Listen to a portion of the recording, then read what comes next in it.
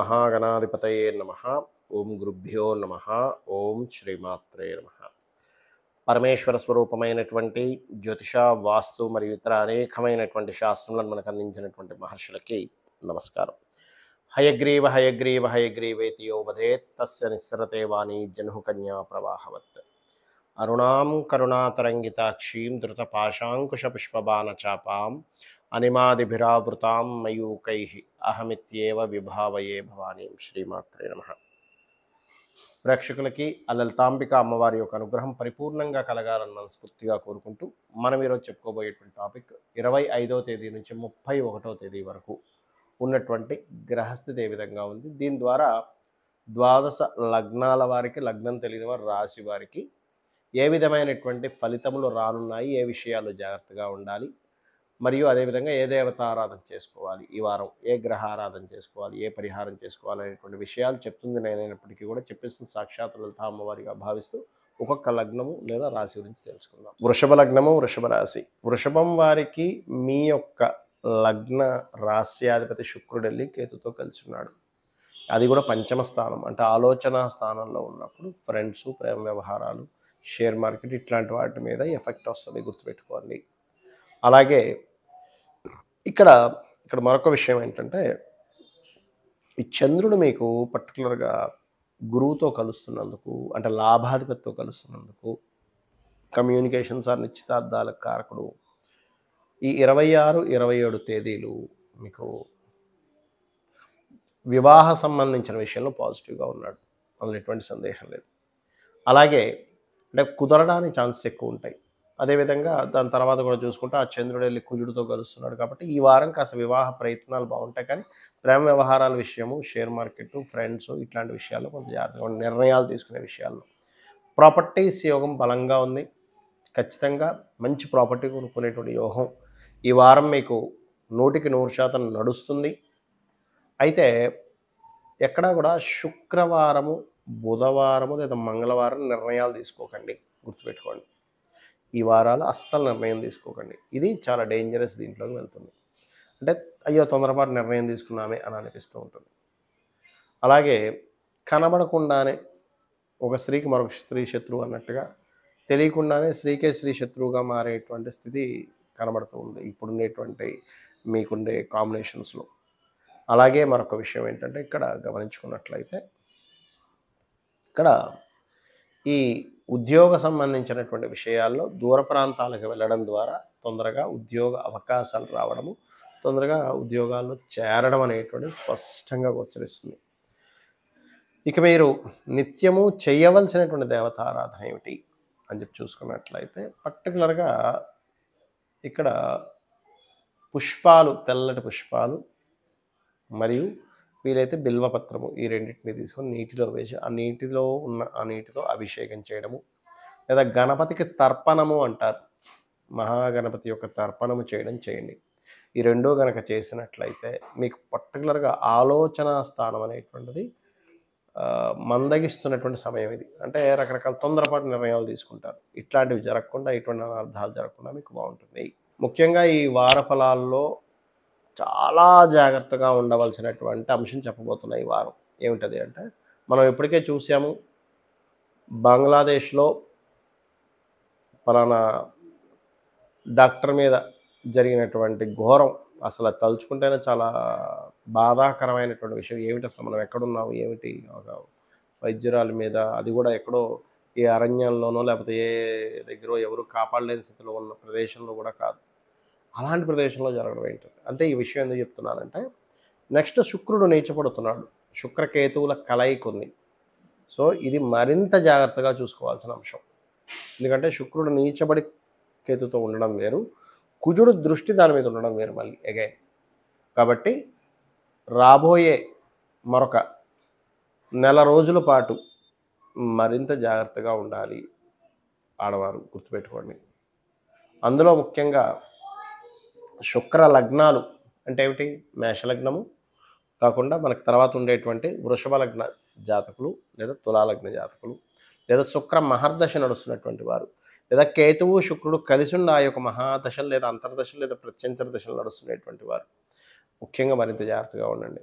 మరియు కన్యాలగ్న జాతకులు కూడా కాస్త జాగ్రత్తగా ఉండండి. అంటే వీరు మాత్రమే అని కాదు, ఓవరాల్‌గా ఏంటంటే ఎప్పుడైనా మీరు గనక ఆహ్, ఎక్కువ ఇటువంటివి సంఘటనలు జరిగినటువంటివి తీసుకున్నట్లయితే సర్వసాధారణంగా అయితే మనకి ఇండియా మొత్తంలో ప్రతి 17 నిమిషాలకు ఒక కేసు నమోదవుతుందట. ప్రతి 17 నిమిషాలకి. అదేది బయటకొచ్చిన వాళ్ళ పరిస్థితి. రావట్లేదంటే ప్రతి 4 నిమిషాలు కూడా జరుగుతుంది. మరి ప్రతి 4 నిమిషాలు కూడా జరుగుతుంది గదండీ! ఇదేమిటి అంటే, ఇలాంటి సమయాల్లో ఇలాంటి గ్రహస్థితి ఉన్న సమయాలు ఘోరంగా జరుగుతాయి. ఇప్పుడు చూడండి, మొన్న మనం డాక్టర్ కేస్ గనక చూసుకున్నట్లయితే అది చాలా దారుణమైనటువంటి పరిస్థితులు జరిగేటువంటి సిట్యుయేషన్స్. ఇట్లాంటివి ఎక్కువ జరుగుతాయి.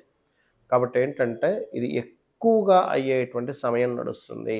సో, చాలా, చాలా, చాలా జాగ్రత్తగా ఉండండి.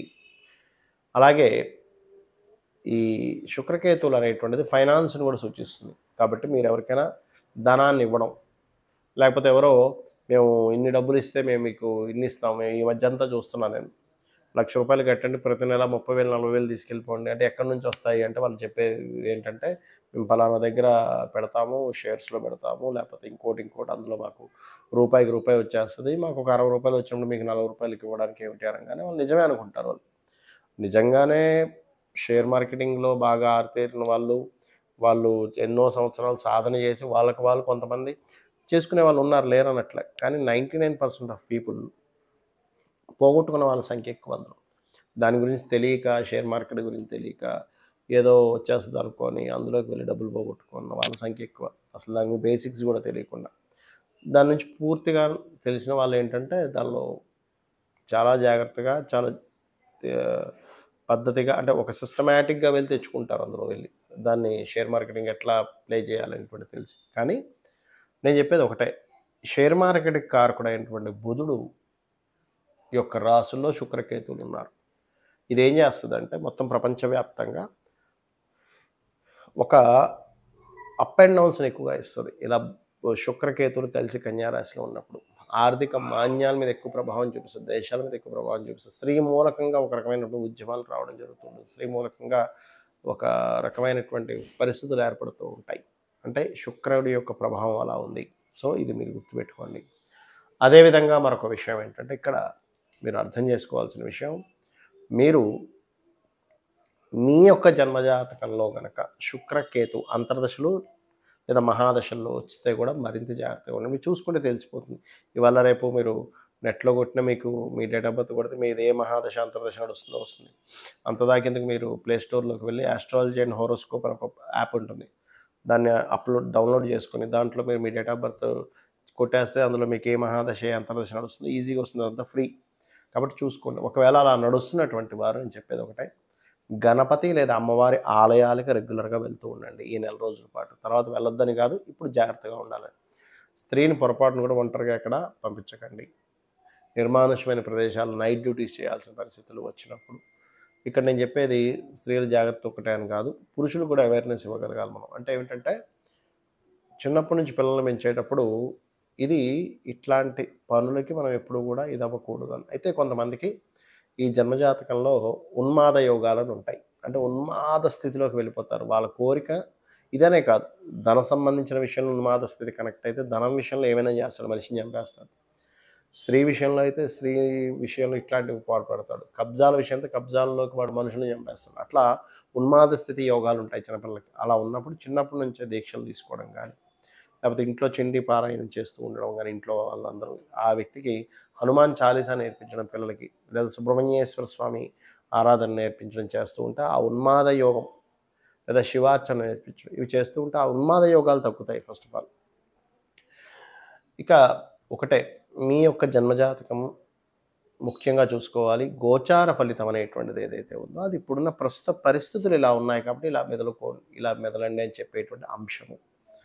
ఇక మీరు చేయవలసినటువంటి దేవత ఆరాధన ఏమిటి అని చెప్పి చూసుకున్నట్లయితే, అంటే అందరూ కూడా చేయవలసింది శుక్రకేతు, రాహు, శని గ్రహాల దగ్గర దీపారాధన చేయండి. గోవులకి క్యారెట్సు, బెల్లము తినిపించండి. మీకు ఎటువంటి ఇబ్బంది రాబోతుంది అన్న, ఇప్పుడు చూడండి, ఇప్పుడు పరిస్థితులు ఇట్లా ఉన్నాయి, బయటికి వెళ్ళాలంటే కూడా భయమేస్తుంది అనేటువంటి స్థితిలో ఉన్నారు కొంతమంది. నాకు నిన్న ఒకళ్ళు ఫోన్ చేసి, సార్ అక్కడ అట్లా జరిగిందని. హైదరాబాద్లో ఉన్న ఒక అమ్మాయి ఫోన్ చేసి, సార్ నాకు భయమేస్తుంది సార్ అక్కడ అలా జరిగిందంటే నేను ధైర్యం చెప్పాను. అంటే ఏమిటి, మనం ఎక్కడో జరిగిన సంఘటన కూడా ఇప్పుడు ఇక్కడ ఉన్నటువంటి వాళ్ళు లింక్ చేసుకొని భయపడుతున్నారు. కాబట్టి భయపడకండి. అంటే మీరు ఎప్పుడూ కూడా అమ్మవారిని నమ్ముకుంటూ మీ యొక్క నిత్య సాధన అనేటువంటి చేస్తూ ఉండండి. ఈ నెల రోజులు మాత్రం కాస్త జాగ్రత్తగా ఉండండి. శ్రీమాత్రే నమః.